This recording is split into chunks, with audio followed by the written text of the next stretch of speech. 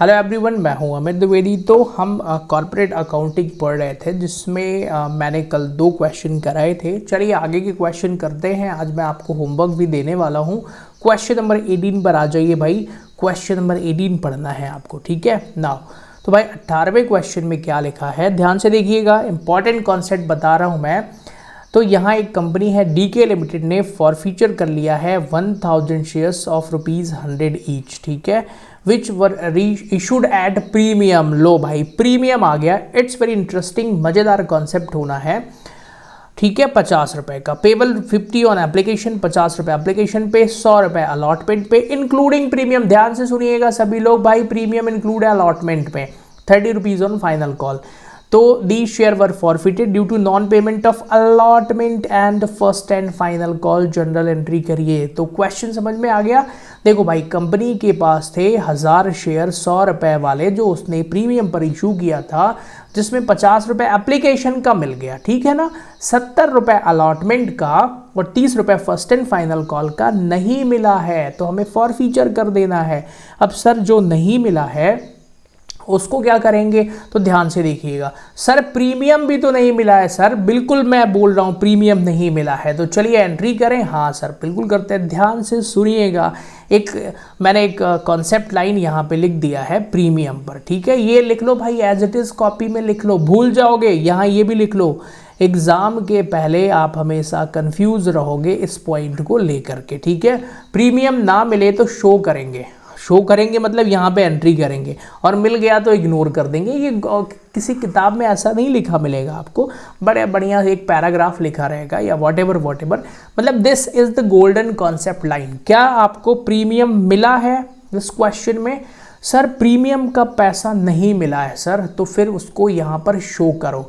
Actual में 2 premium के cases होते हैं। हम कई बार सिक्योरिटी प्रीमियम रिजर्व को यहाँ नहीं लिखते हैं, कब? जब पैसा मिल गया हो। Got it? तो ध्यान से सुनिएगा। ओके ओके, तो एंट्री करें भाई। बड़ा आसान सा क्वेश्चन है। Share capital account debit 1000 share पर सर कितने, इसकी कॉल्ड अप वैल्यू कितनी है भाई? सर पूरे है 100 रुपए, तो 1000 इंटू 100 रुपए यहाँ पर आ जाएगा। सिक्योरिटी प्रीमियम में सर 1000 इंटू 50 रुपए यहाँ पर आ जाएगा। Got it? सर क्या पैसा नहीं दिया उसने भाई? अलॉटमेंट का पैसा नहीं दिया उसने। अलॉटमेंट 70 रुपए का था इंक्लूडिंग प्रीमियम। सर उसने फर्स्ट कॉल के 30 रुपए नहीं दिए, तो फॉरफीचर कितना होगा सर? 50,000 रुपए। इसके आगे वाली एंट्री लास्ट वीडियो में भी बताया था मैंने, क्या करते हैं सर, फॉरफीचर का जो बैलेंस होता है उसको कैपिटल रिजर्व में ट्रांसफर कर देंगे। Got it? Yes. Next question पर आ जाएं। आइए थोड़ा सा नेक्स्ट क्वेश्चन भी देख लेते हैं। एक कंपनी लिमिटेड ने प्रोस्पेक्टस इशू करा है, 4000 शेयर्स पर एप्लीकेशन इनवाइट करा था, ठीक है। 10 रुपये प्रीमियम पर है, सॉरी 10 रुपये के हिसाब से 2 रुपये प्रीमियम पर है। तो एप्लीकेशन पर 2 रुपये, अलॉटमेंट पर 5 रुपये इंक्लूडिंग प्रीमियम, ठीक है। फर्स्ट कॉल इतना। All the shares were applied for and were duly allotted to the public. ध्यान से सुनिएगा।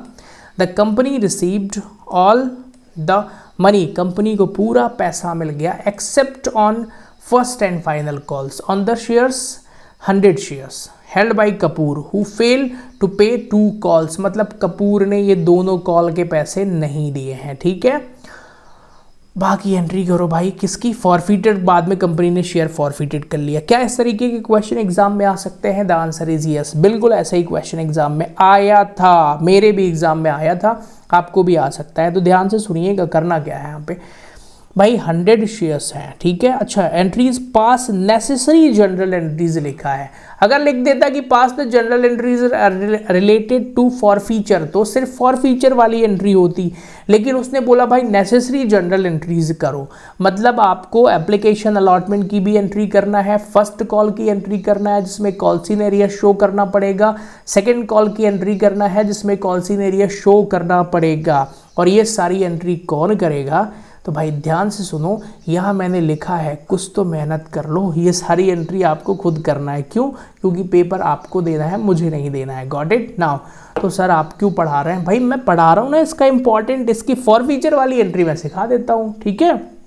तो मतलब 8 एंट्री आपको खुद ही करना है। उसमें बेसिक है, आप कहेंगे सर हमें नहीं आता, तो भाई पुराने वीडियोस देख लो, मैंने कॉल सिनेरियस वाले पढ़ाए हैं उसमें, ठीक है ना, वहाँ से 8 एंट्री कर लेना। ये 9वीं एंट्री है। तो 9th एंट्री होगी शेयर फॉर फीचर करने की। तो फॉर फीचर 100 रुपये वाले शेयर्स, 100 शेयर्स थे सर 10 रुपये वाले, तो ये कॉल्ड अप हो गया। सर उसने 3 रुपये फाइनल कॉल का, फर्स्ट कॉल का, 2 रुपये फाइनल कॉल का नहीं दिया है, तो 100 इंटू 3 रुपये कर देंगे और 100 इंटू 2 रुपये कर देंगे। तो सर ये बचा हुआ 5000 जो बैलेंस बचेगा वो फॉर फीचर होगा।